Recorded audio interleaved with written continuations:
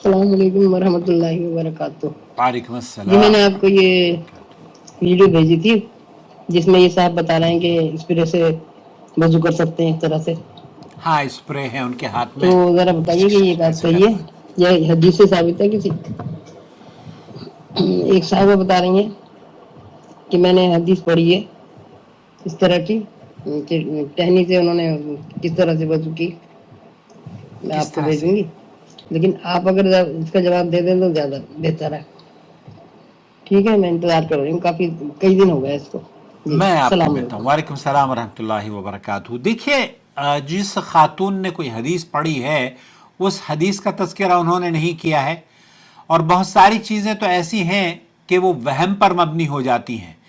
ہم نے اکثر بہت ساری ویڈیوز میں دیکھا ہے کہ جناب جو خیال میں آتا ہے کہ ہاں وہاں ویسے پڑھا تھا، وہاں ویسے، ارے بھائی دلیل سے بات کی جائے نا، جو آپ نے پڑھا تھا۔ بہرحال جو آپ نے پڑھا ہوگا یا نہیں پڑھا ہوگا، آج آپ اپنی اصلاح کر لیجئے۔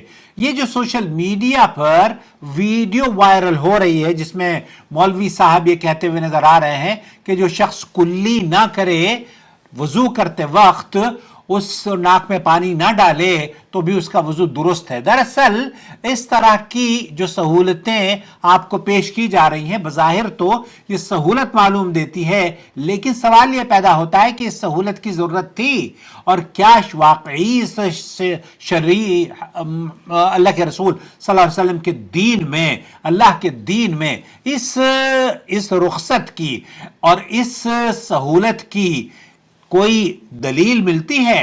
اس سے پہلے بھی مفتی طارق مسعود صاحب کی ویڈیوز پر میں نے تبصرہ کیا تھا کہ ان کے یہاں بھی لوگوں کی نمازیں، آپ کی وضو نہیں ہے تو نماز کیسے ہوگی؟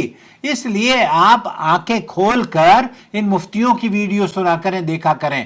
سماحت الشیخ عبدالعزیز بن باز مفتی مملکت سعودی عرب، قرآن کریم کی آیت اللہ کے رسول صلی اللہ علیہ وسلم پر جو نازل ہوئی وہ سلف صالحین نے کیسے سمجھا ہے، اور سعودی عرب کے علماء اور مشائخ کا اس سے استدلال کیا ہے، اور ان صاحب نے جو اپنی ویڈیو میں بیان دیا ہے وہ بھی میں آپ کو سنوا دوں کیا؟ سن لیجئے وہ کیا کہتے ہیں۔ ہاں یہ ہے کہ آپ ایسے کریں،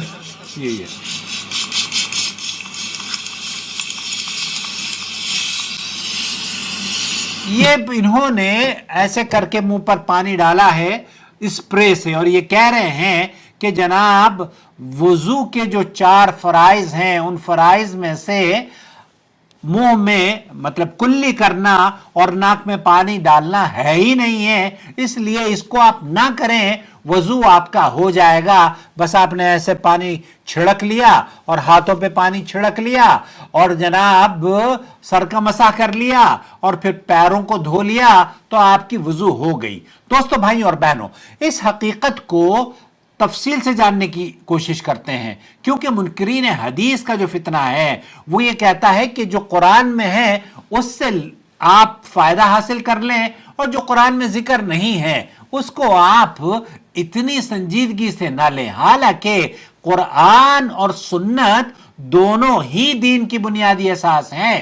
اہل علم کا، اہل سنت والجماعت کا یہی موقف ہے، اور اس پر اجماع ہے پورے دنیا کے اہل سنت والجماعت کے علماء اور مشائخ کا۔ قرآن کریم میں اللہ تعالیٰ کیا فرماتا ہے؟ یا ایھا الذین آمنوا اذا قمتم الى الصلاة فاغسلوا وجوہکم وایدیکم الى المرافق وامسحوا برؤوسکم وارجلکم الى الکعبین۔ اے ایمان والو، جب تم نماز کے لیے کھڑے ہو تو اپنے چہرے دھو لو اور اپنے کوہنیوں تک ہاتھ بھی دھو لو اور اپنے سروں کا مسح کرو اور اپنے پاؤں ٹخنوں تک دھو لو۔ سورہ مائدہ کی آیت نمبر 6 ہے۔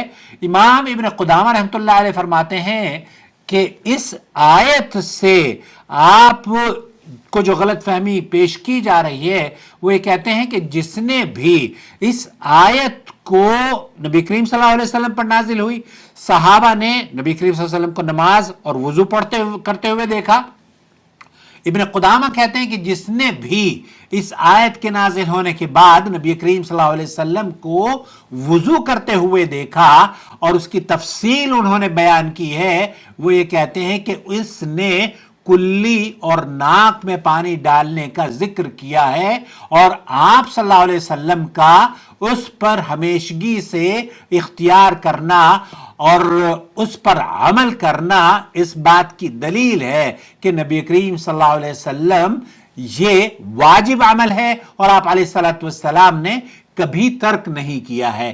تو جن احباب نے یا جن علماء نے یہ کہا ہے نا کہ کلی میں منہ میں پانی ڈالنا، کلی کرنا اور ناک میں پانی نہ ڈالنا، اس سے وضو ہو جاتا ہے، یہ ان کا اپنا، جیسے مفتی طارق مسعود صاحب کا فتویٰ ہے نا اسی طرح سے یہ بھی فتویٰ ہے. تو آپ اپنی نمازیں ضائع کرنا چاہتے ہو تو آپ کو حق حاصل ہے.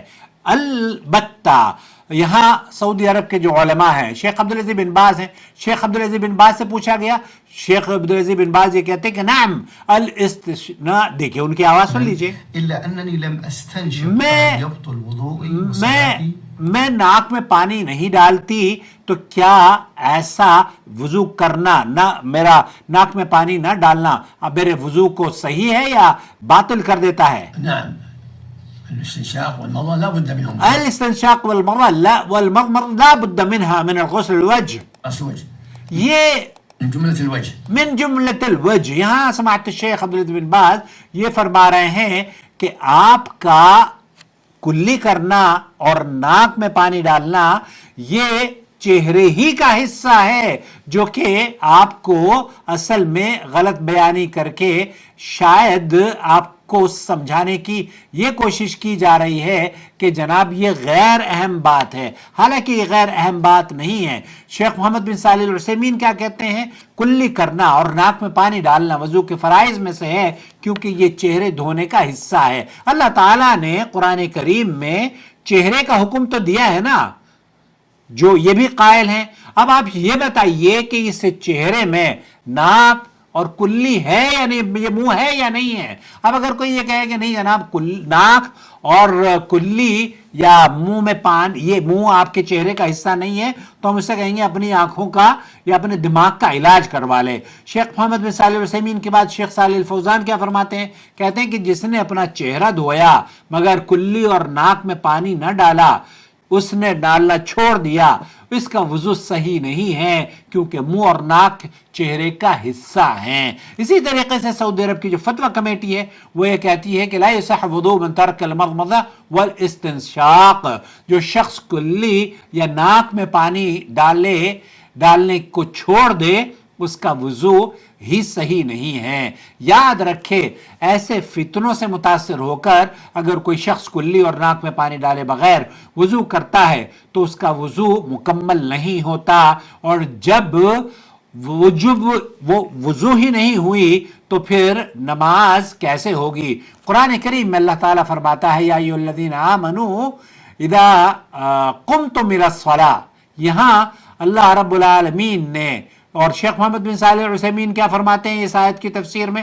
وہ یہ کہتے ہیں کہ یہاں وضو کے فرائض سے مراد وضو کے ارکان، اور اس سے ہمیں معلوم ہوتا ہے کہ علماء کبھی کبھی عبارات میں تنوع پیدا کرنے کے لیے اور فرائض کو ارکان اور ارکان کو فرائض قرار دیتے ہیں، جبکہ علماء کا اتفاق اس بات پر ہے کہ وضو کے واجب اعمال ہی اس کے ارکان ہیں، وہی اس کے فرائض ہیں، اور انہی سے وضو وجود میں آتا ہے. بعض لوگ یہ سمجھتے ہیں کہ ہر چیز کا ذکر قرآن میں ہونا بہت ضروری ہے، تو پھر فجر کی 2 رکعت سنتیں آپ کیوں پڑھتے ہیں؟ مغرب کی 3 رکعت آپ کیوں پڑھتے ہیں؟ ظہر کی 4 رکعت کی تخصیص آپ کیوں کرتے ہیں؟ عشاء کی 4 رکعت کی تخصیص آپ کیوں کرتے ہیں؟ اور نماز میں رکوع اور سجود کیوں کیا جاتا ہے؟ کیونکہ ان تمام تفاصیل کو بھی تو اللہ رب العالمین نے قرآن میں ذکر نہیں کیا ہے. تو یہ تمام تفصیلات ہمیں سنت سے ملتی ہیں، جس کی حفاظت کا وعدہ خود اللہ رب العالمین نے کیا ہے. شیخ ابن عثیمین رحمۃ اللہ علیہ کا موقف یہ بھی ہے، بلکہ اکثر اہل علم کا موقف یہ ہے کہ وضو میں ترتیب واجب ہے.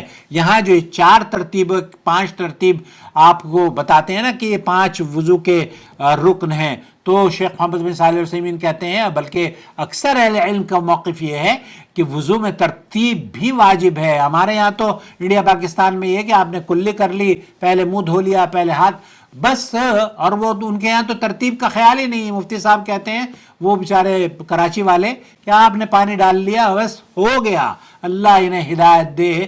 پھر تو میں نے تفصیلی ویڈیو مفتی طارق مسعود کی وضو کے اوپر آپ دیکھ سکتے ہیں. تو یہاں وضو میں ترتیب, مکمل چہرے کا دھونا اور سنت نبوی پر عمل, یہ سب ضروری اجزاء ہیں. آپ علیہ الصلوۃ والسلام کے جلیل القدر صحابہ نے, حضرت عثمان ابن عفان ہو یا محدثین نے, جن محترمہ جنہوں نے آپ کو کہا ہے نا کہ انہوں نے حدیث پڑھی ہے, انہوں نے حدیث پڑھی ہوگی, ہم یہ نہیں کہتے, لیکن بہرحال وہ ان کا موقف ایسا حدیث کی کسی کتاب میں نہیں ہے کہ جناب آپ نے ایسے چھینٹے مار لیے ہوں اور آپ کی وضو ہو گئی ہو. یہ ان کی اختراع ہو سکتی ہے. اللہ کے رسول صلی اللہ علیہ وسلم کے دین میں یہ نئی چیز پیدا کرنے کی کوشش کی جا رہی ہے, اور لوگوں کو آپ ان کی نمازوں کو ضائع کر رہے ہیں. جب وضو ہی نہیں ہوئی تو ویسے ہی, بلکہ ہمارے ہاں تو وضو کرنے کے بعد بھی لوگ نمازوں کو ضائع کر دیتے ہیں. تو قرآن سنت میں اگر آپ اپنی نمازوں کی اصلاح کرنا چاہتے ہیں تو صلو کما رأیتمونی اصلی, اس طریقے سے نماز پڑھو جیسے نبی کریم صلی اللہ علیہ وسلم پڑھا کرتے تھے. آپ کو صحابہ نے, محدثین نے نقل کیا ہے. اپنی منمانی نہ کریں کہ ایسا کر لیں, مفتی صاحب نے کہہ دیا ہے, یہ صاحب حرم میں جا کے بیٹھ گئے. اگر آپ حرم سے نکل کر دوبارہ آ کر نماز پڑھ لیں گے اور آپ کو جگہ نہیں ملی تو آپ کی جگہ زیادہ اہم ہے یا آپ کا فریضہ جو اللہ رب العالمین نے آپ پر فرض کیا ہے؟ جب وہی نہیں ہوگا تب آپ کی اس جگہ کے بیٹھنے سے کیا فضیلت آپ کو حاصل ہوگی؟